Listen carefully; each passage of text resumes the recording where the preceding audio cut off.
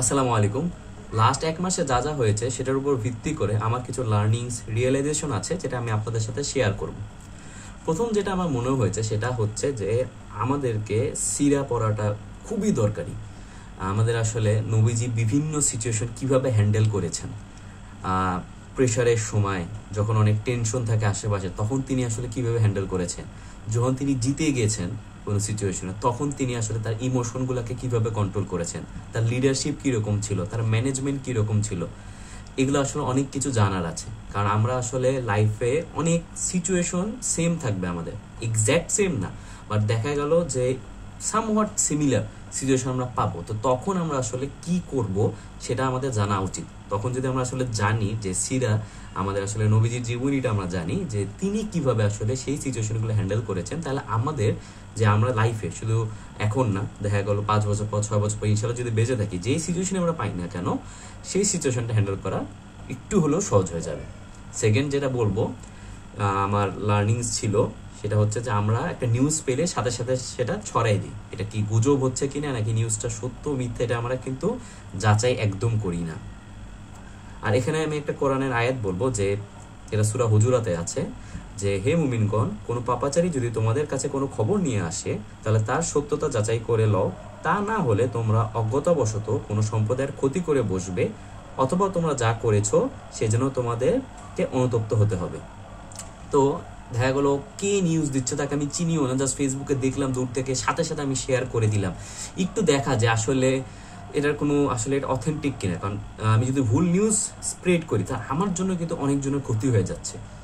আমার জন্য তো লাভ হওয়া বা হেল্প হওয়া তো দূরের কথা, আমি যখন এরকম প্যানিক সিচুয়েশনে একটা নিউজ, ফলস নিউজ আমি যখন সাথে সাথে স্প্রেড করব, তখন মানুষের আসলে মেইন ফোকাস থেকে একটু দূরে সরে যায়। আর অনেক মানুষ কিন্তু এই নিউজগুলো ছড়ায় এই কারণে, তাই না, যে মূল ফোকাস থেকে যাতে আমরা দূরে সরে যাই। তো যে কোনো নিউজ যদি আসে তাহলে আমাদের খুব কেয়ারফুল থাকা উচিত। স্পেশালি এখন আপনি চিন্তা করেন যে ফিউচারে এআই দিয়ে জেনারেট হবে ভিডিও, অডিও, তখন আপনি কি করবেন? এখন তো আপনি একটা ভিডিও দেখে ওকে ফাইন বিলিভ করতে পারতেছি, আমরা পিকচার আসলে বিলিভ করা যাচ্ছে, বাট তখন কি করবেন যখন আপনার এআই দিয়ে জেনারেট করা হবে? তখন তখন কিন্তু আপনার বেসিক্যালি এই যে ছড়ানোর আগে কেয়ারফুল থাকতে হবে, যেটা আসলে কি সত্য নাকি না। তো এটা আমার খুব রিয়েলাইজেশন হয়েছে, কারণ অনেক সময় দেখা গেলো বিলিভ করে ফেলতেছি, নিজেও প্যানিক করতেছি, এটা খুবই হার্মফুল। থার্ড যে লার্নিং সেটা হচ্ছে আমাদের মুখ দিয়ে কি উচ্চারণ করতেছে, আমাদের কথাবার্তাটা আসলে কীরকম, আমরা বড় কোনো ভুল উচ্চারণ করে ফেলতেছি কিনা, আমরা আমাদের ইমোশনের উপর বেস করে রাগের মাথায় হতে পারে এমন একটা কিছু বলে ফেলি, যেটার জন্য আমাদের দুনিয়াটাও যেতে পারে, আমাদের আখিরাতটাও যেতে পারে। আপনি নিজেই জাস্ট এক মাসে কি কি হয়েছে সেটার উপর আপনি চিন্তা করতে পারেন। জাস্ট একটা সেন্টেন্স একভাবে বলার কারণে পুরো জিনিসটা হচ্ছে সিচুয়েশনটা চেঞ্জ হয়ে যায়। তো আমাদেরও লাইফে আমরা দেখা গেল ইমোশনের কারণে একটা মানুষকে এমন কিছু হয়তো বলে ফেলি, আমরা হয়তো সেটা নিয়ে চিন্তাও করিনি, বাট ওই মানুষটার মনে হয়তো অনেক কষ্ট পৌঁছে গেছে বা সে অনেক কষ্ট পেয়েছে, তখন কি করবো? তো এমন হতে পারে আমাদের একটা কথার জন্য আমরা দুনিয়াও হারাতে পারি, আখিরাতও হারাতে পারি।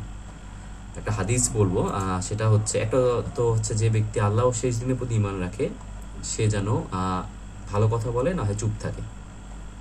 এটা অনেকেই জানি যে আমরা ভালো কথা বলবো, না হয় চুপ থাকবো।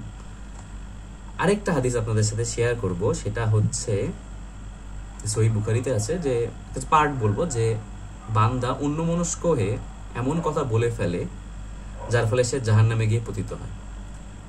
এমন কথা আপনি বলে ফেলছেন যে সেটার জন্য আপনি জাহান্নামে যেতে পারেন।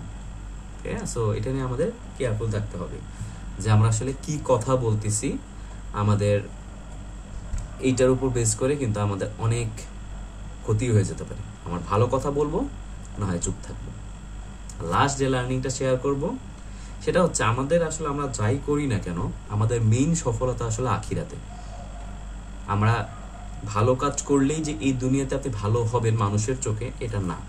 আর এই জন্য আপনাদের নিয়তটাও এটা থাকা উচিত না, এমনও নিয়ত থাকা উচিত না। অনেকের এইভাবেই মানুষ চায় যে আসলে এখন সমাজ কি বলতেছে, সমাজের চোখে এটা ভালো কি না, মানুষ কি বলবে, মানুষ যদি সেটাকে খারাপ বলে তার মানে খারাপ, মানুষ যদি সেটাকে ভালো বলে সেটা ভালো। বাট অ্যাজ এ মুসলিম আমাদের কি, যেটা সত্য, এখন দেখা গেলো মিথ্যা কথা বলে একটা খুব ট্রেন্ড হয়ে যাচ্ছে, বা মানুষ মিথ্যা কথা বলতেছে অনেক, তার মানে কি আপনি মিথ্যা বলবেন না?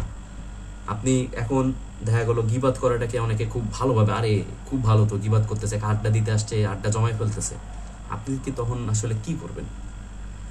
তো আপনি এখন অনেক মানুষকে ভালো দেখতেছেন, এমন হতে পারে সেই লোকটা খারাপ, ওই একই অ্যাকশনের কারণে। আমরা কিন্তু এরকম হিস্টোরিতে দেখেছি, একই অ্যাকশনের কারণে লোকটা আসলে ভালো কাজ করেছিল, বাট মানুষ তাকে খারাপ বানাই দিছে।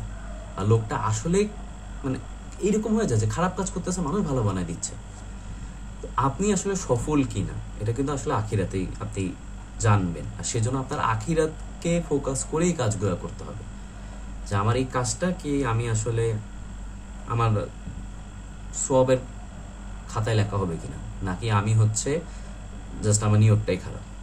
সেখানে একটু কেয়ারফুল থাকতে হবে আমাদের, যে আসলে আমরা যেই কাজটাই করি না কেন সেটা যাতে আল্লাহ সন্তুষ্টর জন্য করি। তো এই ভিডিওতে জাস্ট এতটুকুই, আমার রিয়েলাইজেশনগুলো খুব কুইকলি শেয়ার করে ফেললাম আপনাদের সাথে। আল্লাহ আমাদেরকে সঠিকভাবে আমল করার আর সব কিছু বোঝার তৌফিক দান করুক, আমিন।